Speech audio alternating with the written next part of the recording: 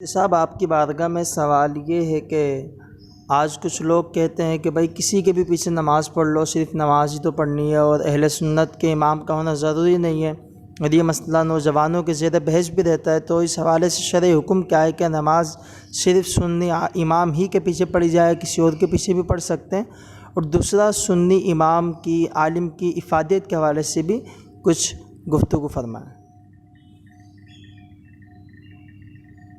الحمدللہ رب العالمین والصلاة والسلام على سید الانبیاء والمرسلین اما بعد فاعوذ باللہ من الشیطان الرجیم بسم اللہ الرحمن الرحیم وورد فی الحدیث اجعلوا ائمتکم خیارکم فإنها وفد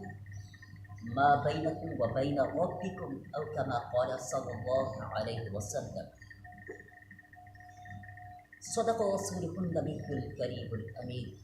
ونحن على ذلك لمن الشاهدين والشاكرين والحمد لله رب العالمين إن الله وملائكته يصلون على النبي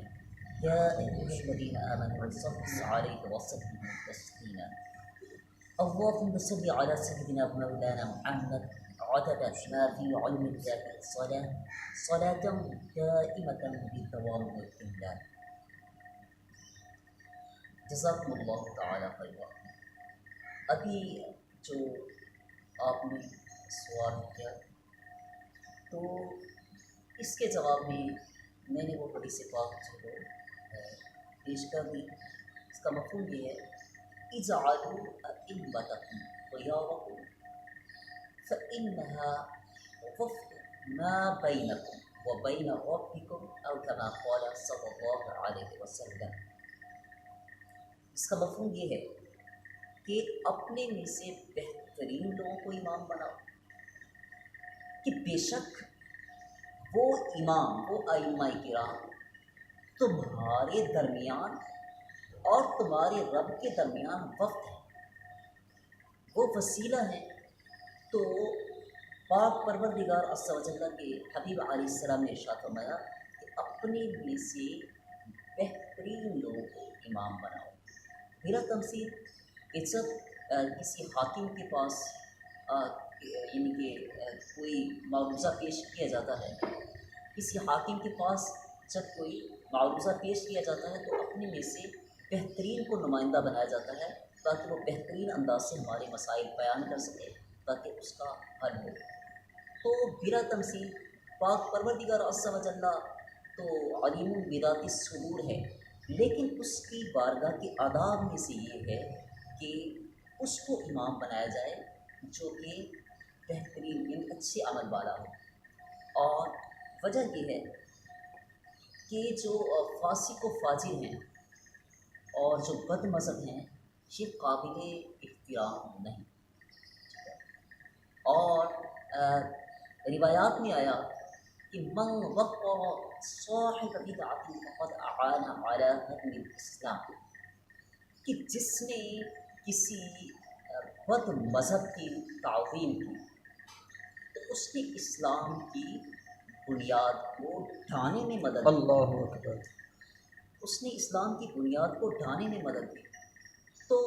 خواہ وہ بدعت عملی ہو کہ جس سے حضور علیہ السلام کی ایسی سنت مٹتی ہو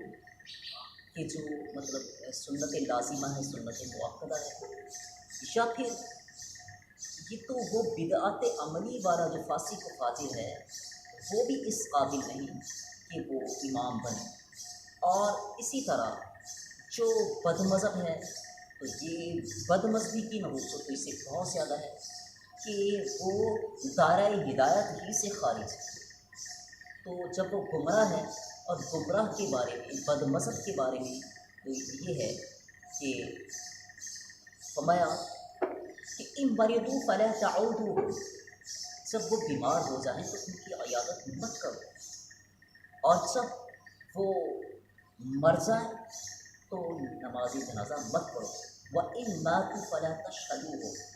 یعنی جب وہ مر جائیں تو ان کے جنازے میں مت حاضر ہو، اور فرمایا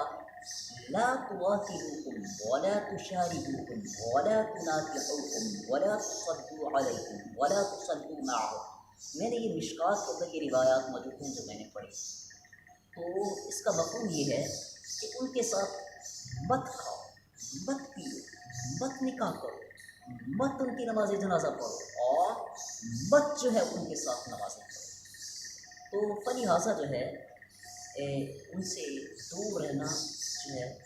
ضروری اس لیے ہے کہ ارشاد ہوتا ہے ایاکم و ایاہم لا یضلونکم ولا یفتنونکم، کہ خود ان سے دور رہو اور انہیں اپنے سے دور رکھو کہ وہ کہیں تمہیں گمراہ نہ کرے اور فتنے میں نہ ڈالے۔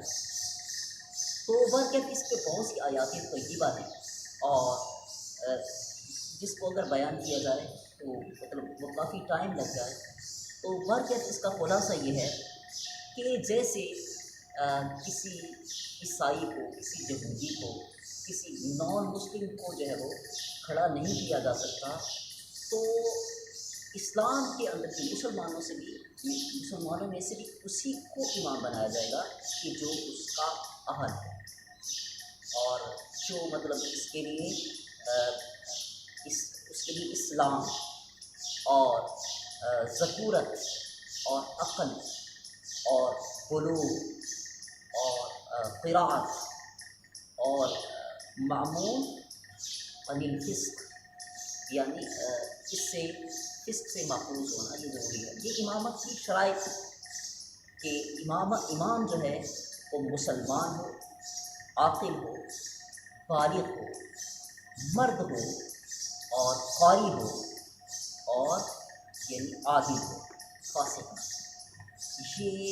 شرائط ستہ جو ہیں یہ ابتدا ہی سے، اور یہ شرائط ستہ جو ہیں یہ قرآن و حدیث ہی سے ثابت ہے۔ تو بہرکیف خلاصہ یہ ہے کہ جو صحیح العقیدہ اور صحیح العمل ہو وہی اس بات کا مستحق ہے کہ وہ اس کے اور اس کے رب کے درمیان وقت بن کر جو ہے وہ نماز کی قبولیت کا باعث ہے۔ باقی رہ گیا کہ جو صحیح العقیدہ امام ہے، تو ظاہری بات ہے کہ مسلمان جو ہے اس کی حرمت اتنی عظیم ہے کہ روایت میں ہے کہ وَاللَّهِ لَحُرْمَةُ الْمُؤْمِنِ لَأَعْظَمُ مِنْكَ، کہ قسم بخدا ایک کعبہ ایک مومن کامل تجھ سے بھی زیادہ حرمت والا ہے۔ اللہ۔ تو اب دیکھیں کہ یہ نماز کے جو امام ہیں یا جو صحیح العقیدہ عالم ہیں، ان کے بارے میں ہے مَنْ وَقَّرَ عَالِمًا فَقَدْ وَقَّرَ رَبَّهُ، کہ جس نے عالم کی توقیر کی اس نے اپنے پروردگار کی توقیر کی۔ اللہ۔ تو فلہٰذا جو ہے اس پر اور بھی بہت ساری روایات ہیں۔ ابو داؤد کی ایک روایت ہے کہ انزل الناس منازلہم، کہ لوگوں کو ان کا مقام و مرتبہ دو، اور جو ہے وہ کوئی مطلب ایسا ہو کہ جو مطلب اس مرتبے کا نہیں پھر بھی وہ لائق شفقت ہے، مطلب کوئی ایسا شخص جو قابل احترام نہیں تو وہ لائق شفقت ہوتا ہے، لائق اعزاز اس وجہ سے کہ وہ مسلمان ہے۔ تو اسلام کے اندر جو ہے وہ بے عزتی کا تصور نہیں ہے، ٹھیک ہے، اور جب کسی کو کوئی بڑا مقام دیا جاتا ہے تو پھر جو ہے وہ اس کو عزت دینا جو ہے یہ مسلمانوں پہ لازم ہوتا ہے۔ اور فرمایا کہ لَأَن يُؤْتِيَ فِي الْعَفْوِ خَيْرٌ مِّنْ أَن يُؤْتِيَ فِي الْعُقُوبَةِ أَوْ كَمَا قَالَ، کہ کسی کو بھول کر سزا دینا یہ اس سے بہتر یہ ہے کہ بھول کر اس کو معاف کر دیا جائے، یہ حدیث پاک ہے۔ تو اب یہ ہے کہ ان چیزوں کو اگر ہم انشاءاللہ تعالیٰ ان کا خیال رکھیں تو پھر ہم انشاءاللہ اس بات کا جذبہ پیدا ہوگا کہ اگر بتقاضۂ بشریت سنی امام سے یا سنی عالم سے کوئی لغزش ہو تو پھر جو ہے وہ ان کو جو ہے وہ اس طرح ڈیگریڈ کرنا یہ سراسر اسلام کے مزاج کے خلاف اور اپنی آخرت کو داؤ پر لگانے کے مترادف ہے۔ اس لیے جو مساجد کے اندر جو غیبتیں اور چغلیاں اور معاذ اللہ تحقیر کرنا، یہ سارا جو سلسلہ ہے یہ بہت یعنی کہ قابل گرفت، قابل نفرت، قابل اصلاح ہے۔ تو فلہٰذا چاہیے بھی کہ جو ائمہ ہیں یا علماء ہیں ان کے وہ جو ہے وہ ان کو عزت دی جائے، ان کی ضروریات کا خیال رکھا جائے۔ بس آخری باتیں ہیں کہ روایات میں ہے کہ لا یستحق یحق ثلاث الا منافق بین، کہ جو ان تین کا حق نہ پہچانے وہ کھلا منافق ہے، اور اس میں جو ہے عالم بھی سننا بھی ہے۔ تو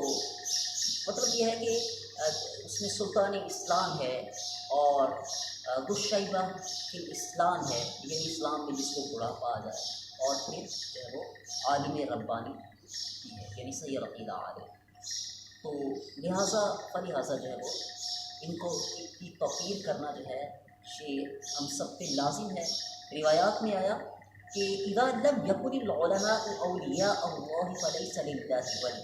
کہ اگر صحیح العقیدہ عالم بھی اللہ پاک کا ولی نہیں تو پھر اللہ پاک کا ولی کوئی بھی نہیں۔ تو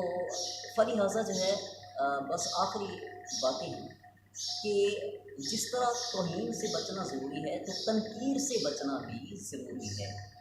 کہ تنکیر بھی توہین ہی کی قسموں میں سے ہے۔ جیسے کسی مسجد کے اندر سیکیورٹی ہے تو وہاں امام صاحب کی تلاشی لینا شروع کر دی جائے تو یہ